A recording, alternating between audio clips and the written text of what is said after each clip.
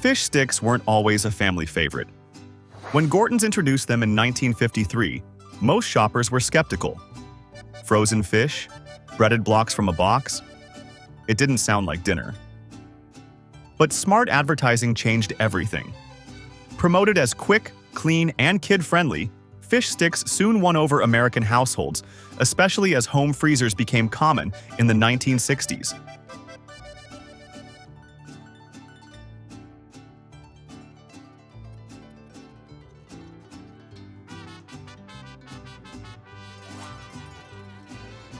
Today, they're more than just a frozen food aisle classic.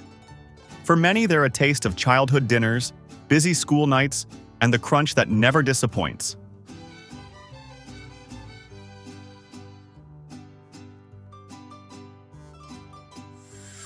It all starts in the frigid Bering Sea, where Alaska pollock swim in massive schools beneath the surface.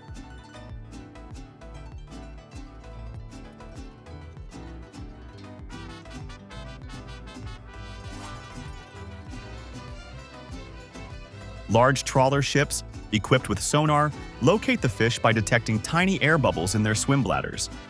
Once found, cone-shaped nets are released, pulling in tons of pollock at a time, sometimes over 100 tons in a single sweep.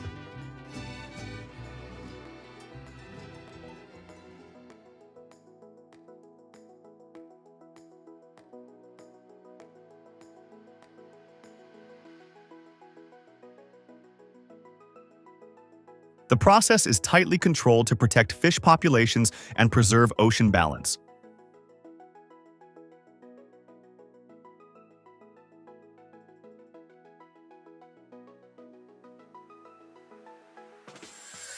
Once on board, the pollock are sorted, cleaned, and filleted, all within hours of being caught. These trawlers aren't just boats, they're full-scale floating factories.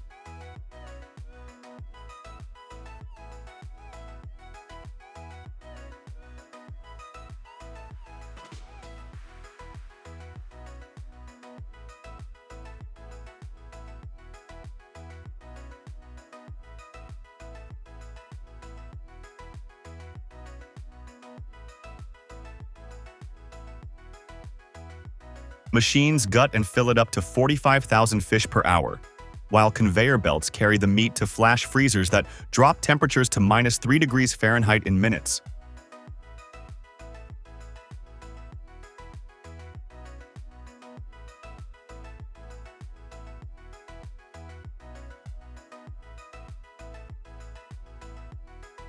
Larger fillets are pressed into uniform blocks, ready for shipping. The rest? Turned into surimi used in everything from imitation crab to seafood snacks. Each block is vacuum-packed, labeled, and stored in the ship's deep freezer, stacked like gold bars from the sea.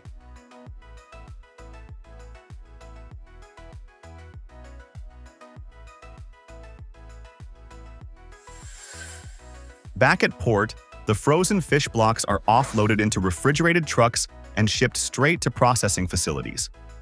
These cold chain deliveries ensure the fish stays at peak freshness, never thawed, never compromised. Inside the plant, each frozen pollock block is inspected for size and shape. Even a slight irregularity can jam the high-speed slicers.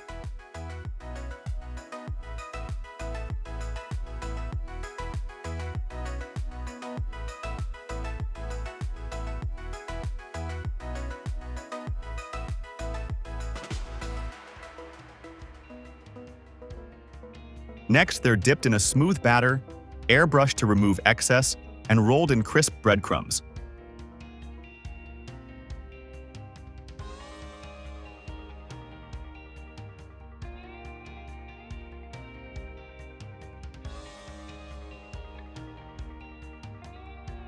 Finally, they're flash-chilled again at -22 degrees Fahrenheit to seal in structure and flavor. Watching the golden sticks roll off the line, you might forget they started as icy white bricks just an hour earlier.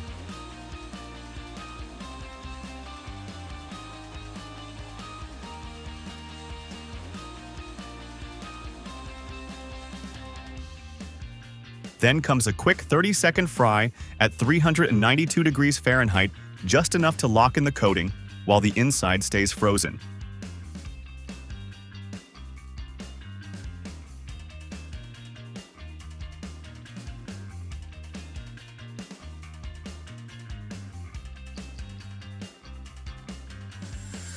After cooling, the finished fish sticks move down the packing line. Each package is sealed, labeled, and stacked onto pallets bound for deep freeze storage.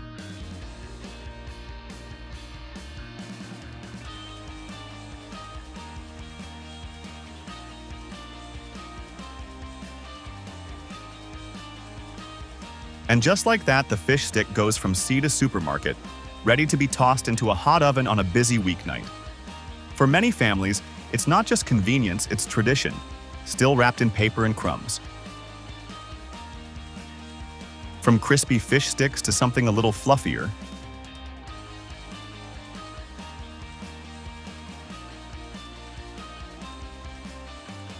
they flip, they sizzle, and they've been on breakfast tables for generations. But behind every golden pancake is a surprisingly technical process, one that involves industrial mixers, high-speed griddles, and robotic flippers more precise than your favorite diner cook. Let's go behind the scenes to see how the humble pancake, 5,000 years old and still going strong, is mass-produced to breakfast perfection.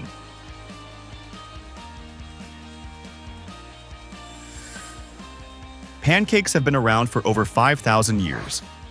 Ancient humans, like Ötzi the Iceman, ate early versions made from ground grains and water. The Romans sweetened theirs with honey and spices. In medieval Europe, pancakes were tied to religious rituals like Shrove Tuesday, using up eggs and milk before Lent.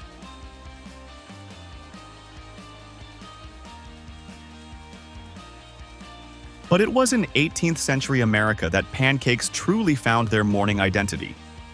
With the addition of leavening agents, they puffed up soft, golden, and perfect for butter and syrup.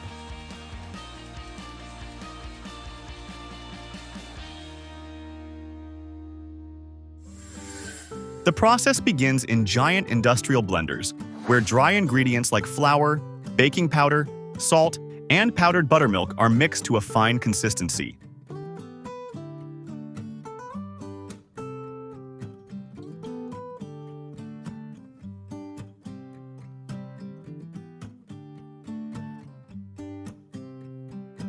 Meanwhile, liquid ingredients such as water, eggs, sweet cream, liquid sugar, and soybean oil are pumped from storage tanks into separate mixing chambers.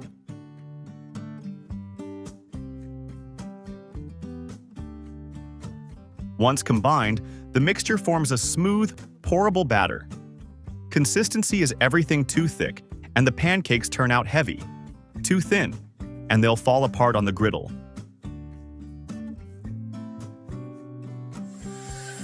Once approved, the batter flows into high-speed depositor machines. 9 nozzles hover over a moving griddle, each releasing a perfectly measured portion in sync.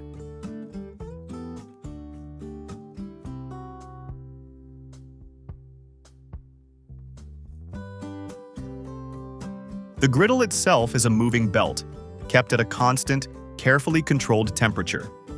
Within seconds, the bottom side sets into a golden crust while the top gently bubbles.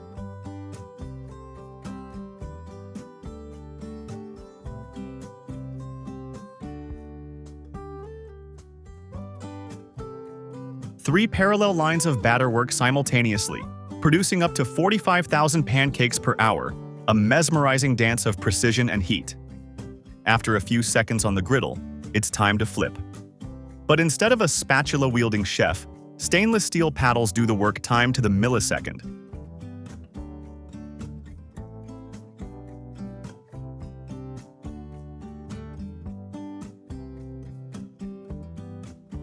From batter to fully cooked, the entire process takes just 90 seconds. At the end of the line, each pancake gently tumbles off the griddle onto a rolling conveyor designed to keep them flat and prevent folding.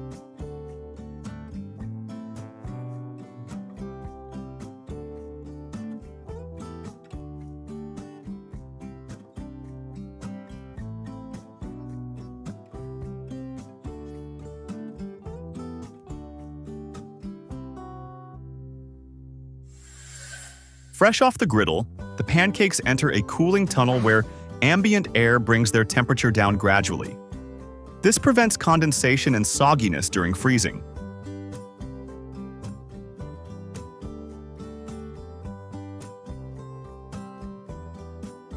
Once cooled, all three production lines merge and feed into a spiral freezer, an enormous chamber kept at -28 degrees Celsius, -18 degrees Fahrenheit.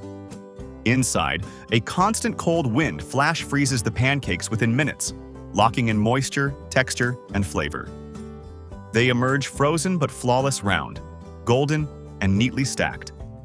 It's like pressing pause on a perfect pancake, preserving it in time until someone's ready to reheat and enjoy.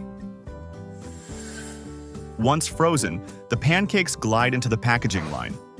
Their uniform size and shape make stacking easy. 2 neat stacks of 6 pancakes are placed into each wrapper in one smooth motion. Automated sealers close and label the packages, which are then boxed, palletized, and moved into storage freezers, ready for shipment.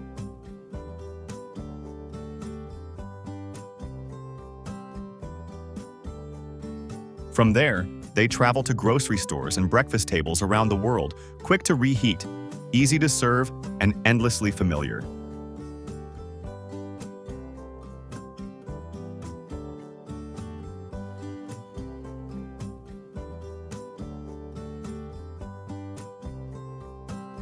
What is in ice cream sandwiches these days? You've got to see what she found in her backyard recently. An ice cream sandwich. She grabbed a second sandwich and left that out overnight. Same result. Watch them melt in time-lapse fast motion. The Haagen-Dazs melts into a puddle. What kind of ice cream doesn't melt? What's really inside those frozen treats? And how are they made to survive the summer heat?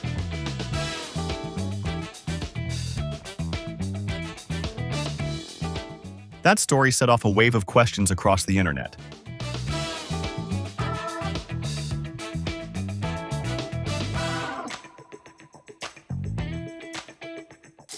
Today on Captain Discovery, we're going inside the factory to uncover the truth behind the ice cream sandwich.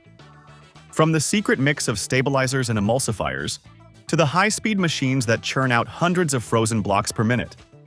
Stick around until the end. You might never look at this childhood favorite the same way again.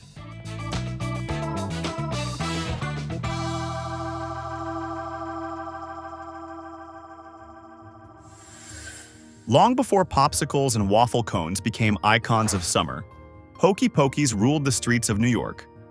For just a penny, you could get a slab of ice cream pressed between 2 thin sheets of wax paper, a simple, sweet street-side escape in the late 1800s. By the 1920s, a San Francisco street vendor took it further, swapping out paper for soft oatmeal cookies. But it wasn't until the 1940s that the modern chocolate sandwich took form, 2 thin chocolate wafers holding a neat rectangle of vanilla ice cream.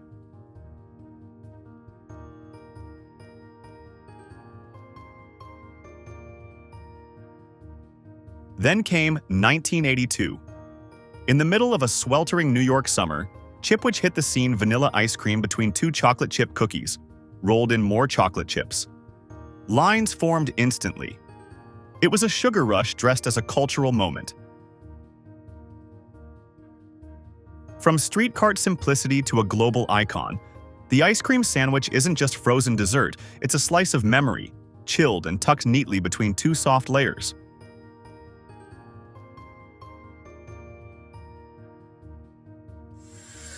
The process begins with ultra-cold cream stored just above freezing in massive stainless steel silos.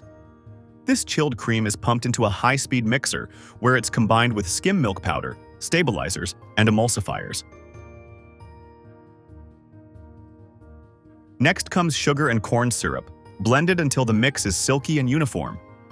The entire mixing process takes just 3 minutes, but lays the foundation for everything that follows.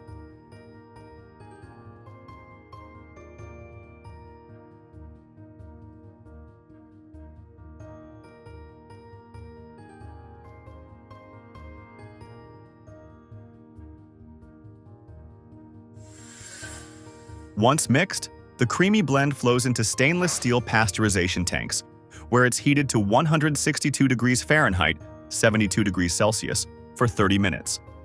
This crucial step kills off harmful bacteria while activating the stabilizers added earlier. Immediately after, the mix is pushed through a high-pressure homogenizer. Here, powerful pumps break down fat molecules into microscopic particles, creating the smooth, uniform texture ice cream is famous for. It's a transformation you can't see but you can taste. Without this step, your favorite sandwich might feel more like frozen milk than the rich, velvety bite you expect.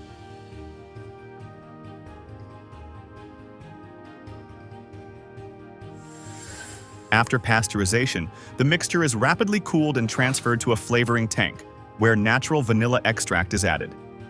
Timing matters, the flavor must blend evenly without degrading under heat.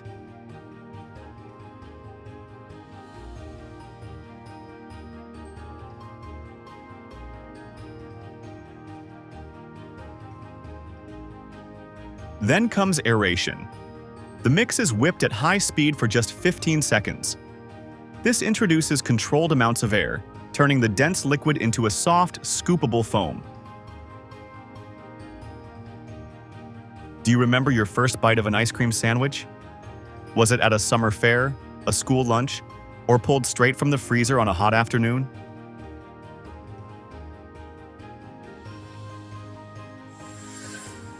The chilled, aerated ice cream is now ready for assembly.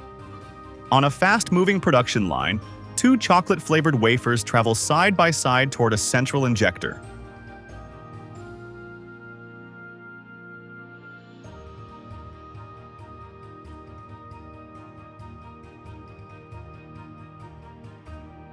At the exact moment they align, a mechanical nozzle dispenses a rectangular block of vanilla ice cream, between them precisely 1/3 of a cup per sandwich.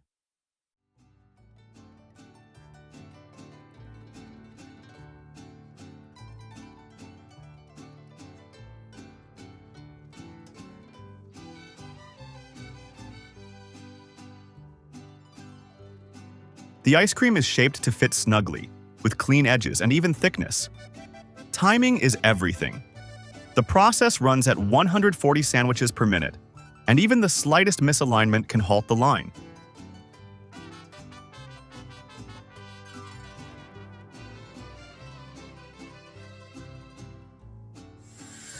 Freshly assembled and still ice cold, the sandwiches glide straight into the packaging zone. Here, robotic arms lift each one into a printed wrapper, folding and sealing it with precision.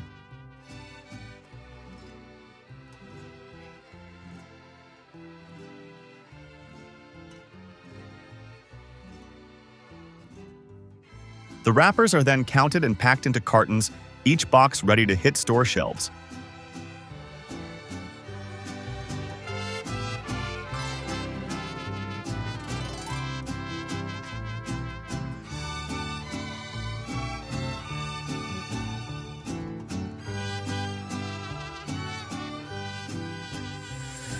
From creamy sandwiches to crispy fish sticks and perfectly round pancakes, each product hides a world of engineering, precision, and passion behind its simple appearance. We've traveled from ocean trawlers to flash freezers, from industrial mixers to robotic griddles, all to uncover what really goes into the foods we know and love. Whether it's dessert, dinner, or breakfast, there's always more beneath the surface. Don't forget to follow Captain Discovery for more journeys behind the scenes.